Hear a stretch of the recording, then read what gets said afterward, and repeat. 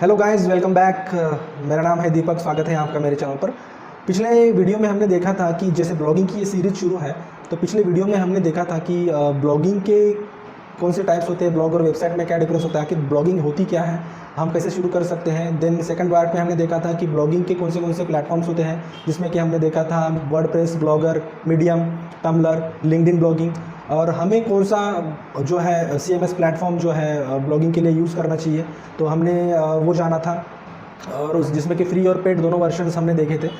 आज हम लोग देखते हैं कि ब्लॉगिंग के लिए क्या एसेंशियल्स ज़रूरी हैं। ब्लॉग शुरू करने के लिए हमें कौन सी चीज़ों की ज़रूरत होती है, कौन से सॉफ्टवेयर्स की ज़रूरत होती है, और लगभग जो है 7-8 चीज़ें जो है ज़रूरी होती हैं। आइए हम लोग देखते हैं कि और क्या चीज़ें चाहिए हमें ब्लॉग शुरू करने के लिए, और उसके बाद हम लोग नेक्स्ट वीडियो में हम लोग देखते हैं डायरेक्टली ब्लॉग जो है कैसे इंस्टॉल किया जाता है, ब्लॉग जो है स्टार्ट कैसे किया जा सकता है, हम लोग आगे के एपिसोड में देखते हैं। चलिए चलते हैं मेरे लैपटॉप स्क्रीन की ओर और देखते हैं कौन सी चीज़ों की ज़रूरत होती है हमें। पिछले वीडियो में जैसे कि मैंने अभी बताया था कि आपको जो है ब्लॉग शुरू करना है तो हमें कुछ चीज़ों की ज़रूरत होती है वैसे। तो सबसे पहले तो हमें चाहिए होता है एक अच्छा सा जो होस्टिंग जो है, होस्टिंग प्रोवाइडर से हमें होस्टिंग खरीदनी पड़ती है। और होस्टिंग एक्चुअली होता क्या है? It is an online storage you will use to store your blog data starting from CMS installations to all the files and images you want to share on your blog. एक ये जो होता है ना, storage platform होता है, जो hosting होता है, जिसमें कि हम लोग अपना जो CMS प्लेटफॉर्म है, सॉफ्टवेयर है, जिसमें इंस्टॉल कर सकते हैं, और हम जो भी इमेजेस या हमारा जो कंटेंट है वो कंटेंट हमारा वहाँ पे स्टोर रहता है, ताकि जब भी कोई यूज़र आता है तो होस्टिंग क्या करता है, जहाँ पे हमारा वेबसाइट होस्ट है, वो हमें हमारे यूज़र्स को वो नॉलेज, जो भी इंफॉर्मेशन वो पूछ रहा है, उसको प्रोवाइड करता है होस्टिंग। ठीक है। और होस्टिंग में क्या क्या ज़रूरी होता है ये आगे चल के हम लोग डिस्कस करेंगे ही, जब हम लोग इंस्टॉल करेंगे ब्लॉग, जो भी हमारा CMS प्लेटफॉर्म होगा। The best way to make a choice is to explore hosting providers, the features they include and the prices they offer for their plans. देखिए, हम ब्लॉग शुरू करने के लिए सबसे पहले तो होस्टिंग जरूरी है, और होस्टिंग लेने के लिए हमें किन चीज़ों का ध्यान रखना चाहिए कि वो क्या फीचर्स हमें दे रहा है, क्या एड ऑन्स आपको दे रहा है, उसकी प्राइसिंग जो स्ट्रेटेजी है, प्राइसिंग जो उसका कितना सस्ता है या कितना महंगा है, प्लान्स किस तरीके से हैं उनके, मंथली, ईयरली, और महंगा तो नहीं गिरेगा ज़्यादा शुरू करने के लिए जो, और उसकी सर्विसेज कैसी है, मेनली तो सर्विसेज, उसके फीचर्स, ये देखना बहुत जरूरी है, मोर देन प्राइसेस। ठीक है। और कुछ एग्जांपल मैं आपको बताने जा रहा हूँ, जैसे कि ब्लॉग शुरू करने के लिए क्लाउडवेज, साइटग्राउंड, ब्लूहोस्ट और भी बहुत सारे सर्विस प्रोवाइडर्स हैं, जिसके थ्रू हम लोग होस्टिंग परचेस कर सकते हैं। आइए जानते हैं कि कौन से ब्लॉगिंग के लिए जो है हमें होस्टिंग प्रोवाइडर्स मिल सकते हैं। सबसे पहले तो मेरा जो है पर्सनल जो है, मैं क्लाउडवेज को प्रेफर करता हूँ। ये बहुत ही अच्छा होस्टिंग प्रोवाइडर है, और इनके जो प्राइसिंग्स है वो हम लोग देख लेते हैं। इनका प्राइसिंग भी बहुत ही शायद से अच्छा रहेगा। देखिए, $10 पर मंथ एक बेसिक पैकेज है, देन आता है $22 पर मंथ का एक सेकंड पैकेज आता है। मोस्ट पॉपुलर में इन्होंने दिया है कि $42 पर मंथ। और जो बाकी का जो है, इसके की फीचर्स जो है ना, हम लोग जो, मैं आगे ये वीडियोस बनाऊंगा जिसमें कि हमको कौन सा जो है होस्टिंग प्रोवाइडर लेना चाहिए, होस्टिंग लेनी चाहिए, कहाँ से लेनी चाहिए, और उसमें कौन से फीचर्स रहने चाहिए, ये हम लोग आगे डिस्कस करेंगे। सेकंड जो है, मेरे हिसाब से अगर देखा जाए तो साइटग्राउंड एक होस्टिंग है, बहुत ही अच्छा सर्विस प्रोवाइडर है ये भी होस्टिंग के लिए। तो इनके भी बहुत अच्छे प्लान्स हैं, और बहुत लोग आजकल साइटग्राउंड को प्रेफर भी करते हैं वैसे। क्लाउडवेज और साइटग्राउंड ये भी बहुत ही अच्छा जो प्लेटफॉर्म है ब्लॉग शुरू करने के लिए। ठीक है। इसका प्राइसिंग भी हम लोग, उसके फीचर्स वगैरह हम लोग देखते हैं आगे चलकर, बट मैं आज सिर्फ आपको बता रहा हूँ कि कौन सी चीज़ें ज़रूरी है, ना कि हम लोग प्राइसिंग और उसके फीचर्स के बारे में डिस्कस करते हैं। ठीक है। चलिए मैं चलते हैं नेक्स्ट स्लाइड की, और हमें कौन सी चीज़ें और चाहिए। उसके बाद हमें चाहिए डोमेन नेम। डोमेन नेम क्या होता है कि domain name is a part of the URL which is used to access the blog. It may और may not match the blog name, but it is generally recommended that it matches the blog name. So domain name एक URL होता है जो कि हमारी website को या हमारी ब्लॉग को रिप्रेजेंट करता है, जो भी हम लोग उसका नाम रखते हैं। बट रिकमेंडेशन ऐसा बोला जाता है कि हमारा जो निश है, हमने जो सब्जेक्ट चुना है, उससे रिलेटेड ही हमारा ब्लॉग हो, सॉरी हमारा डोमेन हो।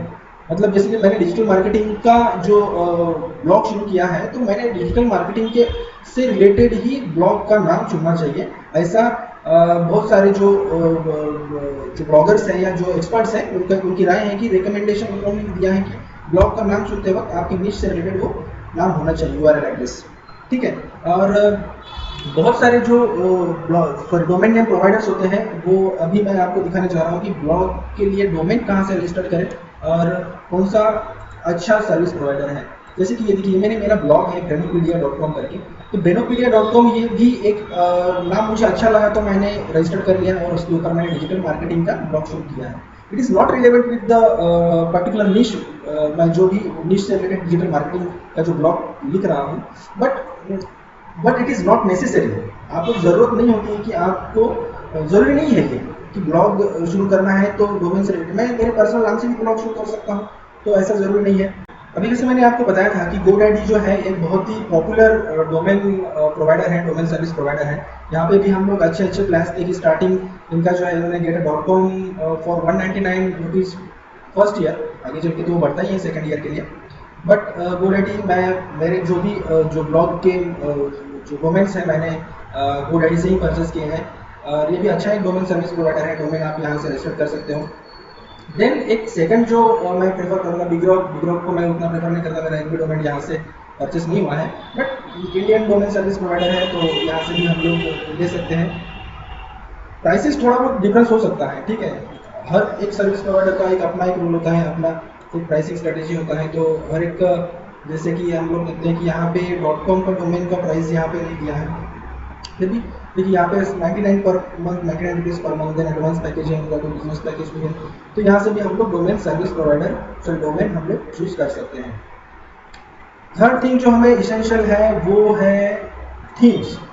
अभी थीम्स क्या होता है? थीम यानी कि जो हमारा जो ब्लॉग है उसमें हमें एक स्पेशल एड ऑन फीचर देता है, उसका लुक जो है ब्लॉग का एक बहुत ही सोफिस्टिकेटेड लुक, प्रोफेशनल लुक देता है थीम। अब चलिए जानते हैं उसका फीचर क्या होता है। Blog template layout represent pre design pages that are used to create a blog. जैसे मैंने आपको बताया कि ये इसमें प्री डिजाइन, मतलब हमें कोई डिजाइन करने की जरूरत नहीं होती है, प्री डिजाइन टेम्पलेट्स ये हमें थीम्स प्रोवाइड करती है ब्लॉग क्रिएट करने के लिए, ठीक है।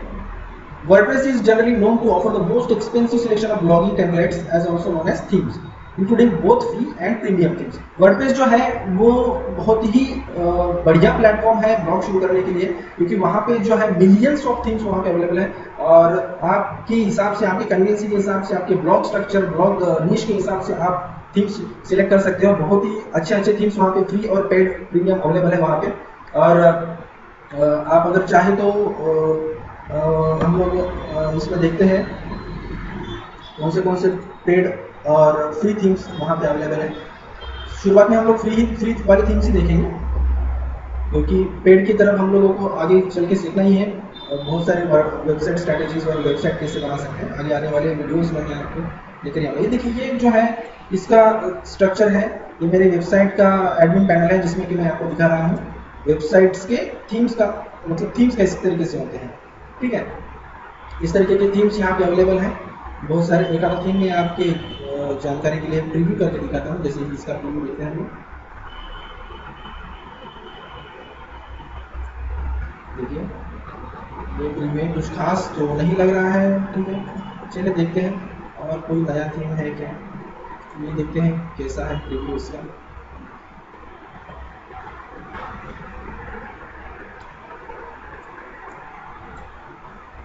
इसका तो कोई प्रीव्यू आ ही नहीं रहा है, ठीक है। शायद से इसका देखते हैं प्रीव्यू। देखिए हाँ, ये देखिए ये अच्छा लग रहा है थीम, ठीक है। तो इस तरीके से जो है फ्री थीम्स अवेलेबल है यहाँ पे, क्योंकि हमको ज़्यादा डिज़ाइनिंग या कुछ कोडिंग ऐसी स्किल्स लेने की जरूरत नहीं होती है, जैसे ड्रैग एंड ड्रॉप वाला ऑप्शन रहता है वहाँ पे।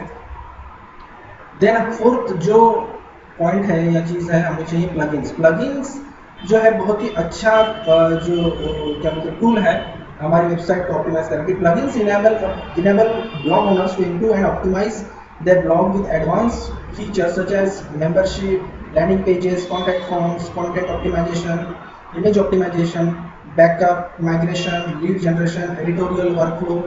जो है देखिए, अभी मैं आपको मेरे वेबसाइट के ऊपर ही जाके दिखाता हूँ। देखिए ये जो वेबसाइट है इसमें जो है मेंबरशिप का फॉर्म, जैसे ये हो गया, ये जो है इसके लिए भी मैंने प्लगइन यूज़ किया है ईमेल ऑप्टिंग के लिए। देन मैंने यहाँ पे सोशल शेयरिंग का भी एक किया है, कॉन्टैक्ट फॉर्म से, कॉन्टैक्ट फॉर्म जो है इसका भी एक प्लगइन मैंने यहाँ पे यूज़ किया है। देन बहुत सारे ऐसे प्लगइन्स हैं जो मैंने इसके लिए यूज़ करे हैं। जैसे प्लगइन्स अगर देखें तो हम लोग यहाँ पे बहुत सारे फ्री प्लगइन्स वर्डप्रेस हमें प्रोवाइड करता है।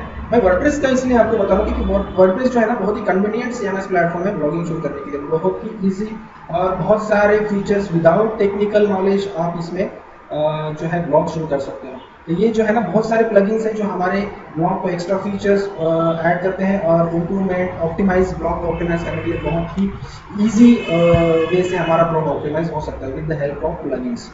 चलिए नेक्स्ट जो है रिक्वायरमेंट हम लोग देखते हैं plugins और क्या हमें WordPress is such a popular platform for blogging is the fact that the platform offers an extensive number of plugins both free and premium। Free और प्रीमियम जो है पेड प्लगइन्स यहाँ पे हमको यूज़ करने के लिए मिलते हैं। प्रीमियम प्लगइन्स कैसे होते हैं, क्या होते हैं, ये मैं आपको नेक्स्ट जो हम लोग ब्लॉग शुरू करेंगे तब मैं इसके बारे में बताऊंगा आपको।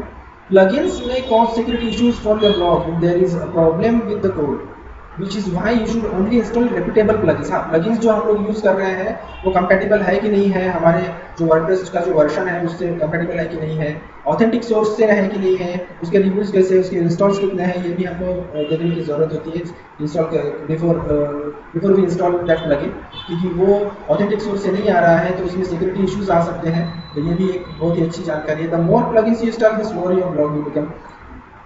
ज़्यादा अगर प्लगइन आप यूज़ करोगे तो आपका जो ब्लॉग है या वेबसाइट है वो उसका जो स्पीड है वो स्लो हो जाएगा। या आगे आने वाले वीडियोस में हम लोग देखेंगे कैसे क्या होता है ये सब। Update plugins regularly and to deactivate the ones you are not using. हाँ, जो प्लगइन्स जो हम लोग इंस्टॉल कर रहे हैं वो हमें रेगुलरली अपडेट जो है करते रहना चाहिए, क्योंकि अगर हमने अपडेट नहीं किया तो देखिए यहाँ पे मेरे को मुझे बता रहा है कि यहाँ पे दो जो प्लगइन्स हैं मुझे अपडेट करने हैं, तो मैं बाद में करूँगा। तो ऐसा नोटिफिकेशन बताते रहता है वर्डप्रेस, तो हमें चाहिए कि हमें जो है रेगुलरली अपडेट करते रहना है हमारे प्लगइन्स को, और जो यूज़ में नहीं है उसको डीएक्टिवेट कर देना बेहतर है, क्योंकि जो है अननेसेसरी वहाँ पे डेटा वो ऑक्यूपाई कर लेते हैं। हाँ, और सेकंड जो फिफ्थ जो थिंग है वो है social accounts. As a blogger you should create social media accounts which will represent your blog or you as a blogger। You can also connect social accounts with blogging platform। जैसे मैंने आपको अभी बताया कि social accounts को connect करने के लिए भी प्लगइन्स होते हैं ब्लॉग को, और एज अ ब्लॉगर आपको अपनी आइडेंटिटी क्रिएट करनी है तो आपको सोशल मीडिया अकाउंट्स पे एक्टिव रहना पड़ेगा, और वहाँ पे आपको रिलेवेंट कंटेंट, आपके ब्लॉगिंग नीड्स से रिलेवेंट कंटेंट आपको शेयर करते रहना पड़ेगा। Social accounts provide an outlet for you to share content and reach online users. ठीक है, मैंने जो बताया आपको सोशल मीडिया प्लेटफॉर्म जो है आपको कंटेंट शेयर करने के लिए और ऑनलाइन यूजर्स को जो है आपके नीच से रिलेटेड उन तक पहुंचने के लिए बहुत ही अच्छा प्लेटफॉर्म है, उन तक आपका कंटेंट पहुंचाने के लिए सोशल मीडिया एक बहुत ही अच्छा प्लेटफॉर्म है। Social accounts require regular management and implementation of social media marketing strategy. Social account तो आपने क्रिएट कर लिया सोशल मीडिया प्लेटफॉर्म्स के ऊपर, बट उसका रेगुलर मैनेजमेंट और इम्प्लीमेंटेशन भी करना जरूरी है। अपनी एक आइडेंटिटी, एक unique identity as a blogger अगर आपको करना है, क्रिएट करना है, तो आपको सोशल मीडिया प्लेटफॉर्म पर रेगुलरली अपडेट रहते रहना है, और उसका क्या स्ट्रेटेजी है, कौन सा मैनेजमेंट है, इम्प्लीमेंटेशन किस तरीके से करना है, क्या क्या नई वीडियोज़ में मैं आपको बताऊँगा, बट जो है आपको ये चीज़ें ज़रूरी होती है।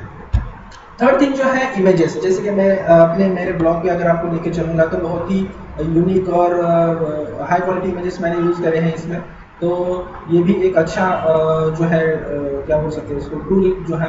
Blog post with images receive for more clicks, shares and overall engagement. Blog post जो है अगर आप इमेजेस नहीं दोगे तो उसमें एंगेजमेंट बहुत नहीं आएगा, क्लिक्स रेयरली होगा या शेयर्स बहुत कम लोग करेंगे, क्योंकि आप जो कंटेंट लिख रहे हो उससे रिलेवेंट जो है इमेजेस आपको यूज़ करना चाहिए और अच्छा लुक मिलता है ब्लॉग, ठीक है ना। ठीक है, images are used to illustrate the most important aspects. जो है मैंने अभी बताया कंटेंट रिलेवेंट अगर आप यूज़ करते हैं इमेजेस तो बहुत ही अच्छा एक जो है माध्यम होता है क्लिक्स या शेयर्स या एंगेजमेंट बनाने के। Draw attention to the readers का अटेंशन जो है कैप्चर कर सकते हैं। डिवाइड कंटेंट इनटू सेक्शंस, हमारा जो कंटेंट है उसको मल्टीपल सेक्शंस में डिवाइड कर सकते हैं और बहुत ही अच्छा उसमें लुक आ सकता है। Provide more information about the topic, जो है बहुत ही क्या बोल सकते हैं उसको इंफॉर्मेशन जो है हम लोग ऑडियो विजुअल अगर मिलता है, ठीक है, ऑडियो विजुअल, तो हमें बहुत ही अच्छा एक क्या बोलते हैं उसको इंटरेस्ट आता है, एक्सपीरियंस आता है पढ़ने में। When using images in a blog post, make sure that the images are of high quality. High quality images मैंने पहले बताया आपको यूज करना चाहिए. You use right dimensions when adding them to post. अच्छा डायमेंशंस होना बहुत ही जरूरी होता है पोस्ट में ऐड करने से पहले. The images are relevant to the topic, जैसे मैंने अभी बताया रिलेवेंट होना चाहिए टॉपिक से. You have the permission to use the images to avoid copyright infringements. हाँ, आप जो भी इमेजेस यूज कर रहे हैं अपने ब्लॉग में तो वो कॉपीराइट का उल्लंघन नहीं करना चाहिए. ठीक है, आप जहाँ से भी इमेजेस उठा रहे हो आपको उनको एट्रीब्यूट देना जरूरी है या फिर उनसे परमिशन प्रायर परमिशन लेना भी जरूरी है. ठीक है. Optimize the images enabling the search engine to index them. Images जो है वो सर्च इंजन में इंडेक्स होने चाहिए. इस तरीके से इमेज ऑप्टिमाइजेशन करना चाहिए. इमेज ऑप्टिमाइजेशन ब्लॉग में किस तरीके से होता है आगे आने वाले वीडियोस में मैं आपको बताऊंगा. ठीक है. इमेजेस जो है मैं यहाँ से उठाता हूँ कुछ सोर्स से, पिक्साबे पिक्सेल्स करके. पिक्साबे.com जो है बहुत ही बढ़िया इमेजेस यहाँ पे अवेलेबल है फ्री ऑफ कॉस्ट. एट्रीब्यूट्स आपको देने पड़ते हैं पिक्साबे पिक्सेल्स में. और एट्रीब्यूट्स यानी कि हम लोग जहाँ से पिक्चर उठा रहे हैं. ठीक है, जैसे मान लो ये पिक्चर मैं उठा रहा हूँ यहाँ से मेरे ब्लॉग के लिए, तो यहाँ पे उन्होंने क्या लिखा है Pixabay license no attribution required. But जरूरी है कि हमें एट्रीब्यूशन देना चाहिए. अगर यहाँ पे बोल रहे हैं कि एट्रीब्यूशन की जरूरत नहीं है, फ्री फॉर कमर्शियल यूज, तो हमें जो है हम लोग इसका यूज कर सकते हैं हमारे वेबसाइट के लिए. ठीक है, आगे आने वाली वीडियोस में मैं इसके बारे में बताऊंगा. Then unique content. ठीक है, लास्ट पॉइंट है unique content. Content should be uniqueness. Search engines do not like duplicate content. आप ब्लॉग किसी भी फील्ड में किसी भी निश में शुरू कर रहे हो, आपका कंटेंट जो है किसी का कॉपी किया हुआ कॉपी पेस्ट कंटेंट नहीं होना चाहिए. Search engines do not like duplicate content. Duplicate content अगर आप लिख रहे हो तो प्लेजरिज्म चेक करो, और जिसमें कि किसी भी साइट से आपको कॉपीराइट एक्शन का नोटिस नहीं आना चाहिए.